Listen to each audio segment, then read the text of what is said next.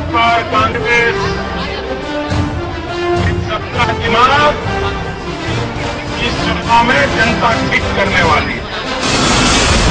जी भी तो फिर एक देश के जिम्मेदार जिनको भारत रत्न मिला है, जिम्मेदार वासी हैं, अगर वो नहीं प्रमोट करना चाहते, नहीं सपोर्ट करना चाहते, तो गिरिराज जी के हिसाब से तो उन्हें भी पाकिस्तान जाना चाहिए, हमें भी जाना चाहिए। अगर उनकी खुदा ना खास्ता सरकार बन गई तो सरकार नाम की कोई चीज नहीं होगी, सिर्फ गवर्नेंस होगी, और वो गवर्नेंस होगी जिसका दूसरा नाम होगा डिक्टेटरशिप। मेरी गरीबी की मजाक उड़ा रहे हैं, मेरे बचपन की मजाक उड़ा रहे हैं।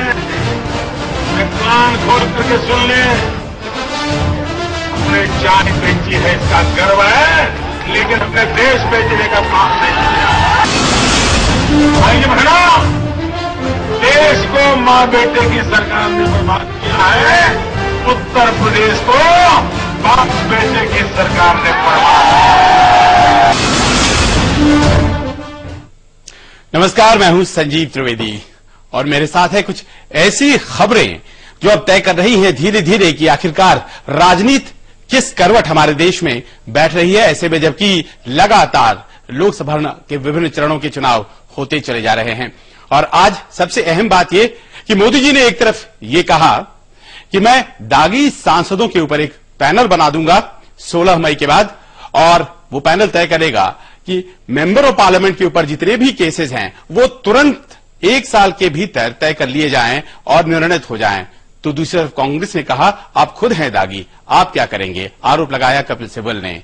और खासतौर पर आज मदनी का अगर साथ मिला मोदी को तो फिर कहीं ना कहीं बनारस में बिस्मिल्लाह खान के परिवार ने कह दिया कि हम समर्थन नहीं करेंगे। और इन सब के बीच उत्तर प्रदेश की बात, जहां टकराव शुरू होता है सोमवार को उत्तर प्रदेश की रैलियों में नरेंद्र मोदी ने दावा किया कि केंद्र में उनकी सरकार बनी, और अगर बनती है तो फिर अपराधियों को संसद के बाहर जाना होगा, और अगर ये अपराधी भारतीय जनता पार्टी के ही होते हैं तो भी कोई बात नहीं है। लेकिन इस बयान पर कांग्रेस ने फौरन पलटवार कर दिया और साबित किया अपने तरीके से कि उनके खासम खास अमित शाह जो हैं वो सबसे बड़े अपराधी हैं, और जो अपराध उन्होंने किया था दरअसल उसकी जानकारी खुद नरेंद्र मोदी को थी, और इसीलिए को अक्यूज तो नरेंद्र मोदी भी हैं। उसमें भाजपा वालों को भी नहीं छोड़ूंगा, एनडीए वालों को भी नहीं छोड़ूंगा, एक भी को नहीं छोड़ूंगा। और मैं सुप्रीम कोर्ट को कहूंगा इन पे तत्काल केस चलाओ, और जो सच्चे गुनहगार हैं उनको जेलों में डालो, पार्लियामेंट को साफ करो, पहले अपराधियों से मुक्त करो पार्लियामेंट को। He is an accused in 3 murders and he is leading the campaign of the BJP in Uttar Pradesh.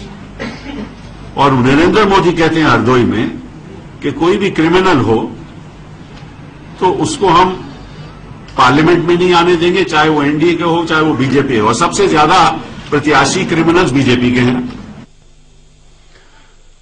जो मामले अमित शाह पर चल रहे हैं उन मामलों में जमानत मिली है अमित शाह को, ट्रिपल मर्डर, और इन मामलों की तहकीकात जारी है, सीबीआई के पास मामले हैं, और जमानत पाने के बाद उत्तर प्रदेश के वो चुनाव प्रभारी बनाए गए हैं।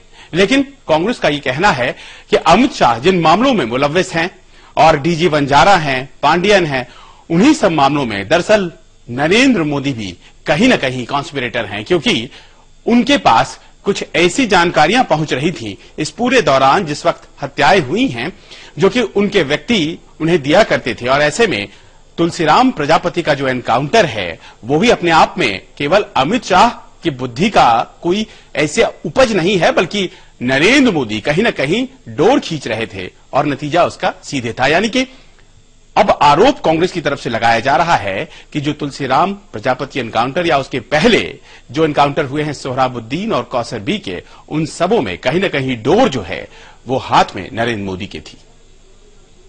Narendra Modi, when he talks about criminals, must first ensure that whoever was involved in the elimination of innocent people in false encounters should first be investigated through a court-ordered investigation.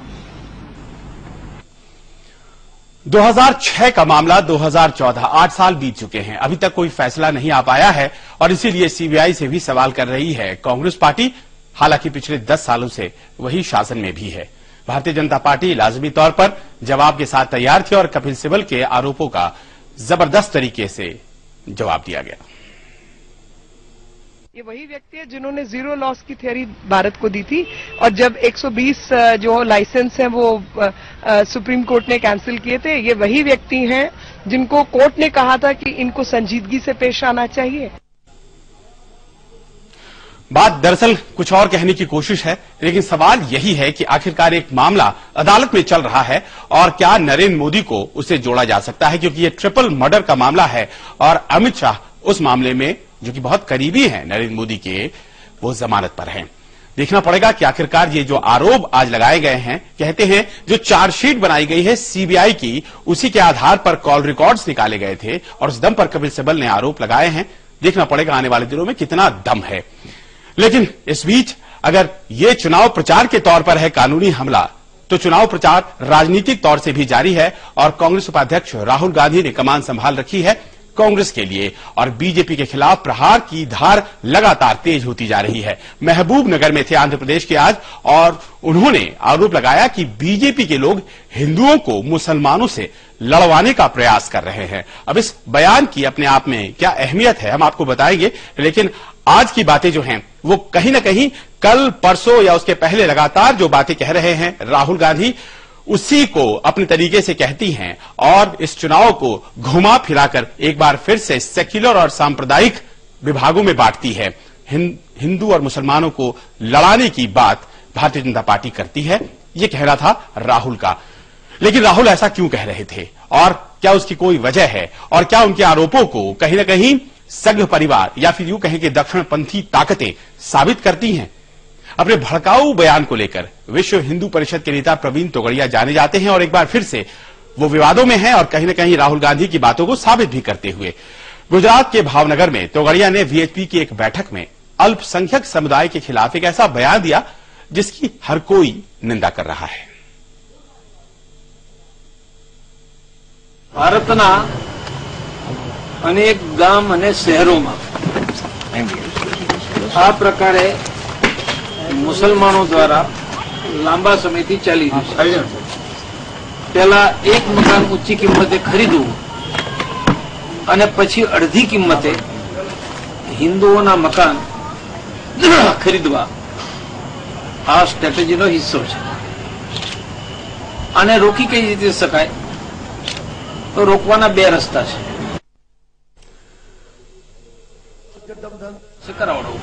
મકાનનો કબજો લઈને Bajrang દળનું board લગાવી,